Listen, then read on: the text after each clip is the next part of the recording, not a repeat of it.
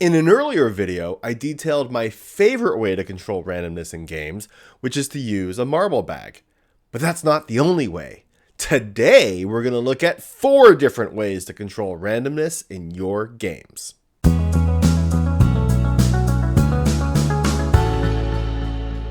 We're going to discuss 4 different ways to control randomness in games. We'll do a marble bag recap, then we'll talk about progressive probability, fixed limit, and predetermination. First up, a marble bag. In a nutshell, suppose we're making a game for which we need to generate a random sequence. Maybe it's a match 3 puzzle game and you need to pick between 5 colors. You could throw 25 marbles into a bag, 5 of each color, and then draw them out one at a time. This allows the results to be random, but after 25 draws, you'll have drawn 5 of each color. For more details on marble bags, check out the full video in the description below, which includes more examples for different types of games, illustrations for the usefulness of nesting marble bags, and has C# code you can use in your games. A marble bag is my favorite way to control random probability, but it's not the best in every situation. Another randomness control technique is progressive probability. With the progressive probability technique, you add a temporary modifier to the player's chance of succeeding that resets when the player succeeds. Here's an example. Suppose you're making a turn-based tactics game and the player has an 85% chance to hit. If the player misses, then the next shot, add an extra 5%. If you miss again, add another 5%. This continues until the player hits and then the bonus resets. Progressive probability is handy for game design situations in which you're dealing with the likelihood of an event occurring or not occurring, and the player cares a lot about which way that outcome comes out. This technique is useful because humans aren't rational.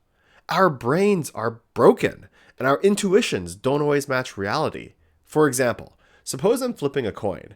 I flip the coin 4 times and it comes up tails every time. What's the chance that the next flip is heads? Mathematicians tell us that these are independent random events that don't affect one another. So the chance of the coin coming up heads is 50%, just like every other flip before it. Intellectually, players understand this, but emotionally, players can't escape a sense that it has to be more than 50%. I just got 4 tails in a row. Heads has to be just around the corner.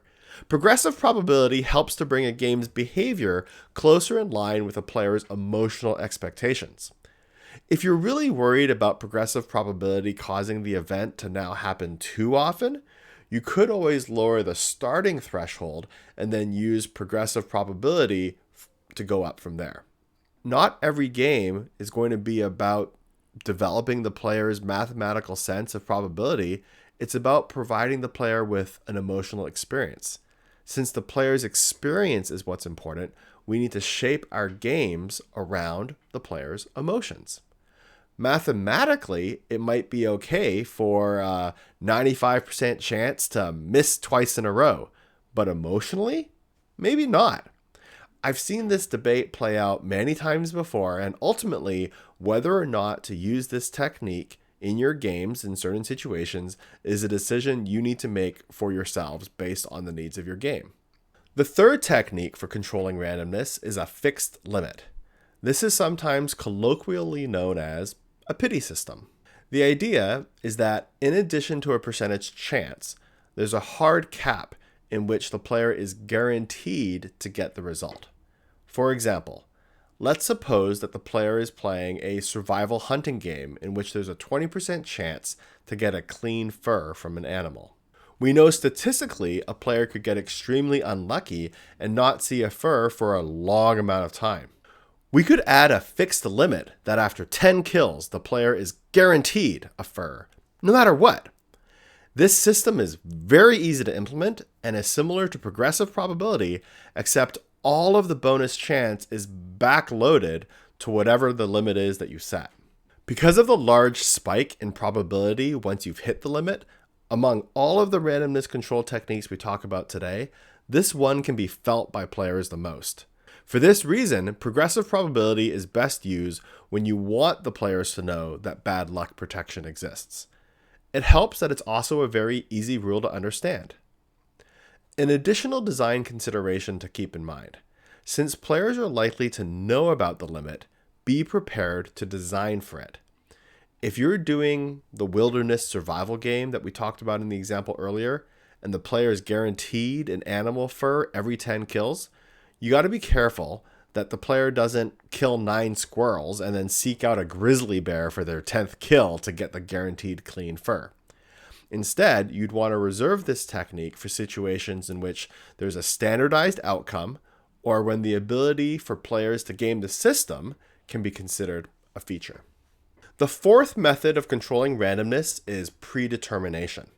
In this method, you have an event that you know the player cares about, and you decide upfront exactly when it's going to occur. Let's use our animal hunting example again. We don't want our player to have to wait more than 10 kills, so one straightforward method would be to simply roll a random number between 1 and 10 at the very start to determine exactly how many kills will be needed to get the fur. For example, if the game internally rolls a 6, then the fur drops after 6 kills. From the player's point of view, the fact that the fur was predetermined way in advance is completely invisible. Predetermination is a good randomness control technique when there's a specific outcome that you want to track and there's a specific worst case scenario that you're trying to avoid. I mentioned that the marble bag is my favorite general use technique, but all 4 of the techniques we've covered today are useful in the right situation. There's also a technical consideration to be aware of. The marble bag has the highest storage requirement. In terms of implementation, progressive probability, fixed limit, and predetermination can all be represented with just 1 or 2 numbers stored in a database per event that you want to store.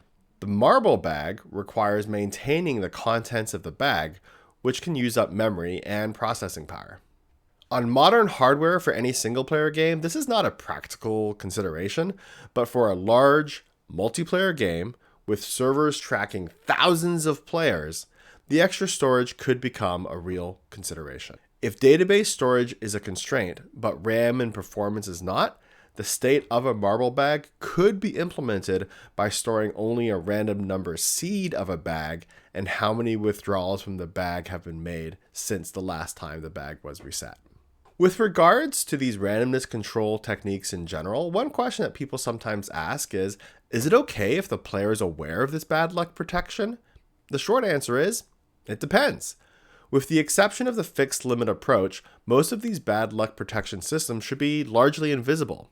You can choose to use them or not. They work in the player's favor to allow randomness to exist in your game while protecting the player from the experience of an extremely unlucky outcome. If you don't want to protect the player from unlucky outcomes, then don't. That's fine. Not every game needs to have bad luck protection. In fact, not every situation calls for it. Sometimes player skill expression comes from how the player deals with bad luck. If you're making a PvP game, bad luck protection could actually be a really bad idea because one player's good fortune could be a negative experience for their opponent. As a game designer, you are responsible for deciding which technique, if any at all, you want to use for different situations in your games. Happy game making.